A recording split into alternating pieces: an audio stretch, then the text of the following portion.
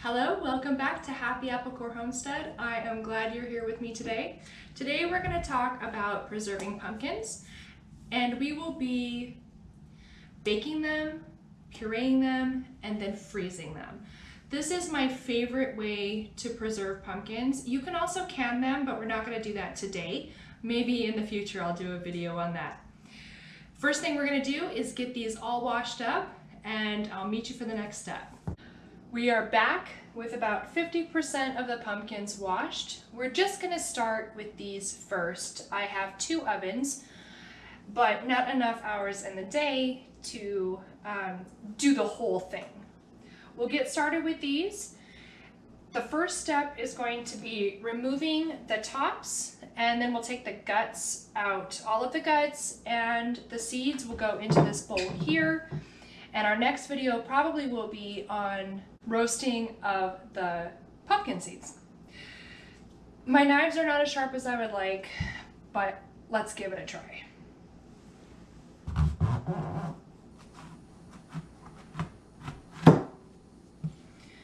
Once the top is removed, I like to cut them in half and then scrape the insides out.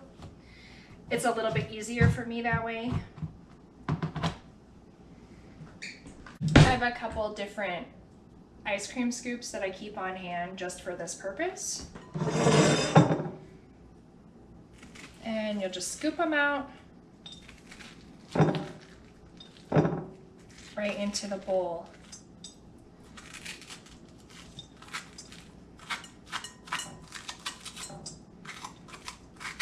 And I like to get as many of the strings out as possible. You don't have to be real particular about this, honestly, because it's going to get pureed, but it's just how I do it. So there you go. That's what the inside looks like. And you can see here, this is what we'll be pureeing once it has been baked, and all of this skin is going to be peeled off.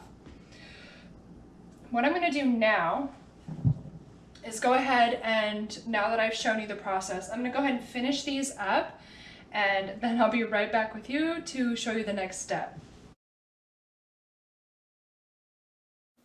Hi. Okay, we got 9 pumpkins of all of that huge pile that we had. We were able to fit 9 pumpkins on our 2 trays, and I have 2 ovens here. They are both set to 400 degrees. This is the insides, and we're gonna save these. Because this process, I have so many pumpkins, it's gonna take a little bit of extra time. You know, it's a 2-day process. I'm gonna go ahead and put this in the fridge. These 2 trays are gonna go into the oven at 400 degrees for 1 hour. After that, we're gonna let them cool off. You can leave them on your counter for an hour until they're nice and cool. You can put them in the fridge overnight if it's late, like here. Like you can see out my window, it is dark now. And I wanted to show you one more thing before we move on. These tops have a little bit of flesh and some seeds in them. If you have chickens, they would love to have that. Please throw them out to your chickens. We will reconvene after I get all of the rest of this work done and go on to the next process, which is pureeing and then prepping the puree for the freezer. See you soon. Here's what the pumpkin looks like after an hour in the oven at 400 degrees. We're gonna let these cool off overnight, and we'll see you back tomorrow with the peeling and the processing. We have these steamy secondary batches of pumpkins. This was from yesterday. We're going to let these cool down, and then we're gonna take all of them and get the peels off. I also have 2 big bowls full of goo and seeds, and I'll do another video to show you how to extract the seeds from the goo and roast them for future use. I will be back with you in just a few minutes after these will not burn my hands off. We're back. As you can see, we have this huge bowl here full of pumpkin with its skins on, and back here behind me we have 2 other trays full of pumpkin, and I'm going to show you very easily how we remove the skins. So you can peel them off. I'm using a spoon to just, whoops, okay. That's a chunk of,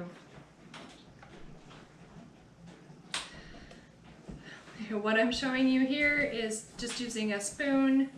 It's gonna come right off. So scoop it right out of the skin and into a bowl.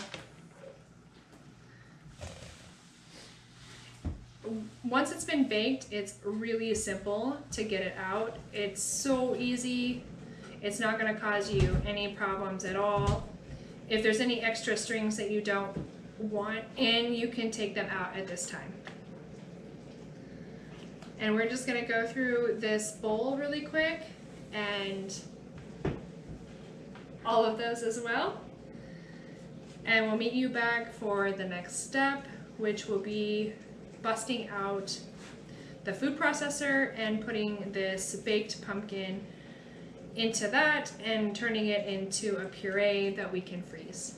Here we are with all of our nice, beautiful pumpkin.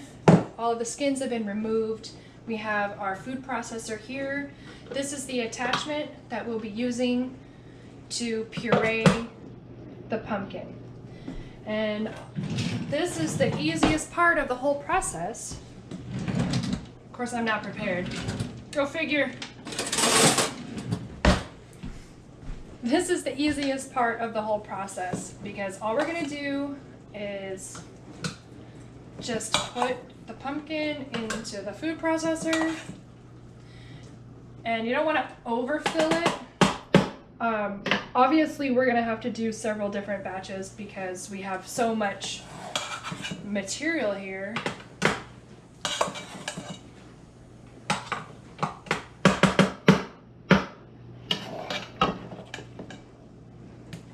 Well, and I'm making a big old mess.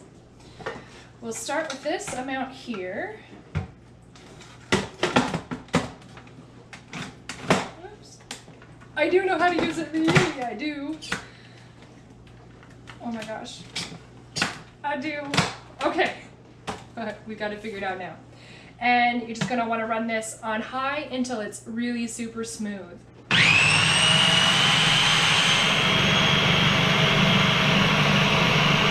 We ran this on high for, it was probably about 3 minutes before we got the texture that we're looking for. And this is perfectly smooth. Can you see that? It's just a beautiful texture. There's no chunks left in it at all, no stringy bits, and I'm really satisfied with it. What I'm gonna do now is we've got all of this that needs to be pureed, and then we're gonna go to the other table there and get them packed for storage. See you in a little bit. Now that we have all of the puree ready, you have a decision to make. You can start to put it directly into a freezer bag for preservation, or you can strain it. I personally don't strain it because I really love this texture. This texture makes me happy, but some people like it to be thicker, kind of like what you might get at the store from out of a can. And to get that texture, like I said, this is still pretty thick, right? But if you want it to be thicker than this, grab a colander and some cheesecloth, and then pour your puree on top of the cheesecloth, and put your colander on top of a bowl or something, or over your sink, and just let it strain for a few hours. And then you would start this particular part of the process after that, and it will be a little bit thicker than this. You can also decide at this point, at this stage, or after you've done your straining, if you want to add anything to it. It is not necessary to add anything to it in order for it to stay fresh in the freezer. I personally leave it completely 100% pure pumpkin. Because, I don't know, am I gonna make a pie? Am I gonna put it in a smoothie? Am I gonna make a bread or a muffin? There are so many different things that you can make with the pumpkin puree. You can make soup, you can make a ravioli filling, tons of different things that you can make with this. And if you don't put any spices in it, then you have the freedom to use it however you want. Okay, grab a freezer bag, the ones with the really thick zip on the top. And you're gonna wanna date it and label it. If you don't do that, so I know if you watch any of my videos before, you know that I really harp on the whole labeling of the bag thing. And really, truly, if you do this every year or you do this often, you really won't be able to tell necessarily the difference between pumpkin that was frozen in 2017 versus one that was frozen in 2021. Because it stays fresh like that long. Yet I know if you Google it, people will be like, oh, you should use it in 6 months. Well, I used one that was about 18 months old, or maybe longer, older than that. And it was like, tasted as good as the day that I preserved it. So I'm not falling for that whole thing about trying to redo it every 6 months. I mean, you can't even grow pumpkins every 6 months, so that's silly. Anyway, what's the date? Okay.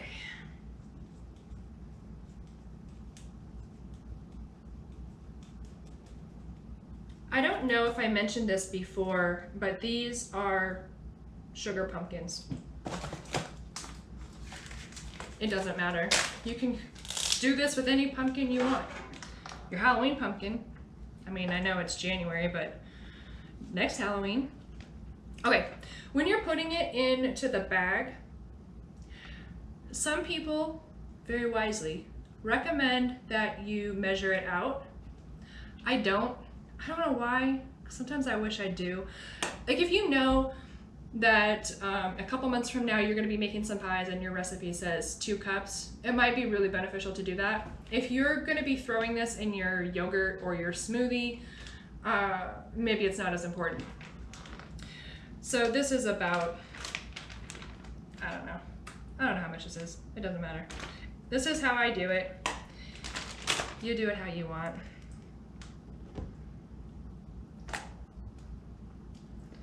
That looks about good for this. I don't fill it all the way to the top because me personally, I'm never going to use that much pumpkin in one, sitting or one meal. Okay, once you get it in here, I kind of flatten it out like this, and you don't want to smash the pumpkin out the top because right now it's still kind of open. So you start to close it on one side and then push the puree all the way to the corners. The secret about this lasting for longer than the 6 months that Google tells you is getting all the air out. I do have a vacuum sealer. I don't know what my problem is, but for whatever reason, I can never get it to work with the wet things, so I always end up freezing everything first. It does have a liquid setting on it, and I just end up spraying liquid like all over the house. I find that this just works easy for me. I'd love to hear how you guys prepare your liquids for freezing so I can learn some new tricks. All right, so make sure it's sealed nice and tight. I brought these pans out, and you know what? They're not the right size. This is a little bit better.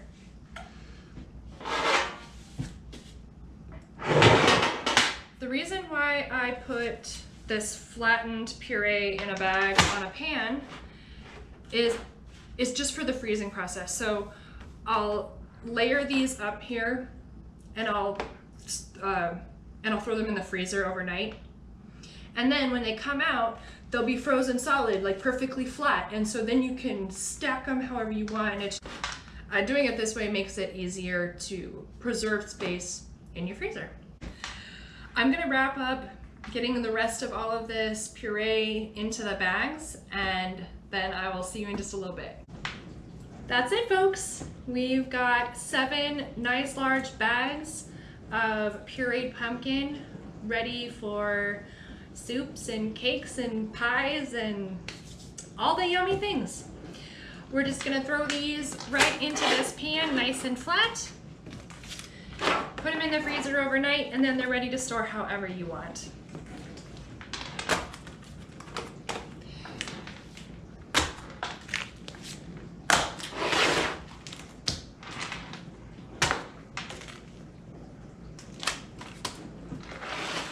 There we are.